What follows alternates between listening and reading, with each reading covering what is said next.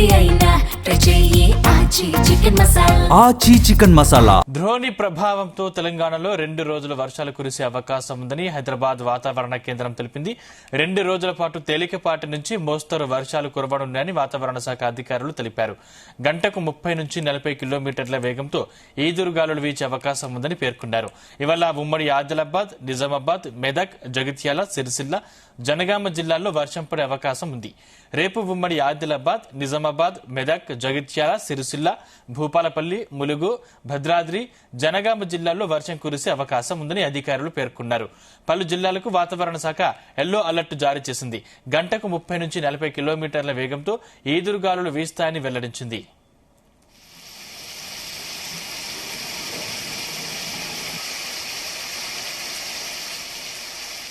సంబంధించిన మరిన్ని డీటెయిల్స్ మా ప్రతినిధి రాజు పటేల్ అందిస్తారు. రాజు పటేల్, గుడ్ మార్నింగ్ సందీప్.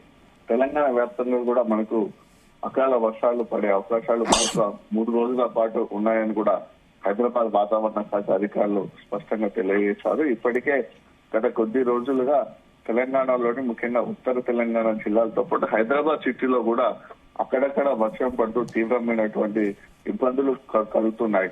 అకాల వర్షం అయితే రైతాంగానికి కూడా తీవ్రమైనటువంటి నష్టాన్ని కలిగిస్తున్నటువంటి పరిస్థితులలో ద్రోణి ప్రభావం అయితే తెలంగాణ వ్యాప్తంగా కూడా ఉంటుందని చెప్పవచ్చు. ఈ ద్రోణి ప్రభావంతో కూడా మరొక 2 రోజుల పాటు వర్షాలు కురిసే అవకాశం ఉంది. తేలికపాటు నుంచి మోస్తారు వర్షాలు కురుస్తాయని కూడా హైదరాబాద్ వాతావరణ శాఖ అధికారులు తెలిపారు. కేవలము వర్షం మాత్రమే పడకుండా భారీ ఈదురుగాలు కూడా వచ్చే అవకాశం ఉంది సందీప్.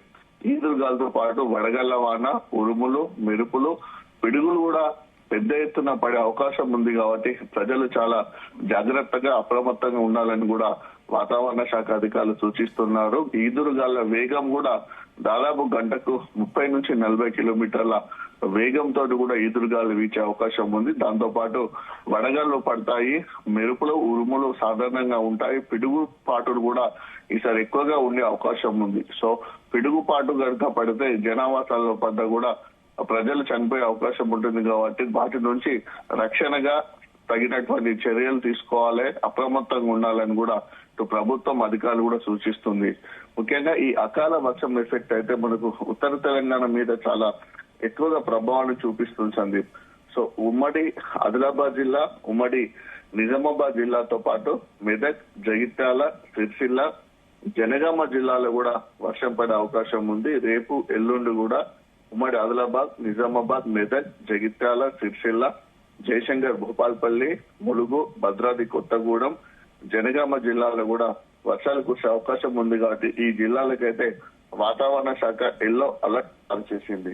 సో ఎల్లో అలర్ట్ జారీ చేసినటువంటి ఈ జిల్లాలో గత వారం రోజుల క్రితం కురిసినటువంటి అకాల వర్షం కారణంగా కూడా రైతాంగానికి అయితే తీవ్రమైనటువంటి నష్టం వాటిల్లింది.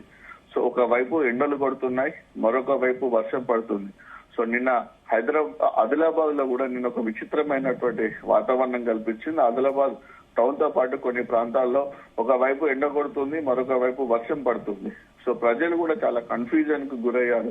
ఏంటి వాతావరణంలో ఇంత విచిత్రమైనటువంటి మార్పులు కనిపిస్తున్నాయి, దీన్ని ఎండాకాలం అనుకోవాలా, వానకాలం అనుకోవాలా అనేటువంటి ఒక విచిత్రమైనటువంటి భావనకైతే జనాలు లోనవుతున్నటువంటి సిచ్యువేషన్ వాతావరణంలో ఏర్పడుతున్నటువంటి మార్పుల వల్ల కలుగుతుంది సందీప్.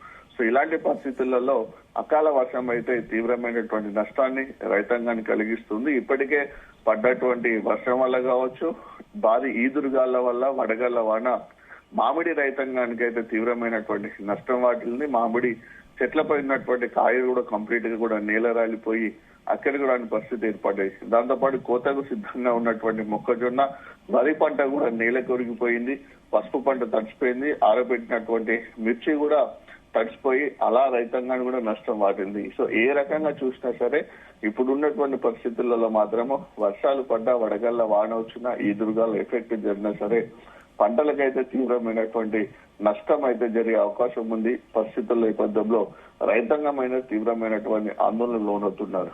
ఇక జిల్లాలతో పాటు హైదరాబాద్ సిటీని కూడా అకాల వర్షం అయితే అతలాకుతలం చేస్తుంది. గత వారం రోజుల క్రితం కురిసినటువంటి వర్షం ఎఫెక్ట్ అయితే తీవ్రమైనటువంటి ప్రభావం చూపించింది. హైదరాబాద్ జిహెచ్ఎంసీ పరిధిలోని చాలా డివిజన్లలో కూడా సాయంత్రం మొదలైన వర్షం రాత్రి వరకు కొనసాగడంతో కూడా ట్రాఫిక్ జామ్ పూర్తిగా నిలిచిపోయింది. చాలా కాలనీలోకి కూడా లోతట్టు ప్రాంతాలకు కూడా వాటర్ వచ్చినటువంటి పరిస్థితి కనిపించింది. సో ఓవరాల్ గా ఎలాంటి పరిస్థితుల్లోనైనా సరే అకాల వర్షం అయితే అటు ప్రజలకు కానీ ఇటు రైతాంగానికి అపారమైనటువంటి నష్టాన్ని కలిగించే వర్షాలు తప్ప ఈ వర్షాలతోటి ఎలాంటి ఉపయోగం లేదని కూడా ప్రజలు పెద్ద ఎత్తున అనుకుంటున్నటువంటి పరిస్థితులలో మరొక 2-3 రోజుల పాటు కూడా ఈ అకాల వర్షం ఎఫెక్ట్ అయితే ఉండే అవకాశం ఉంది సందీప్.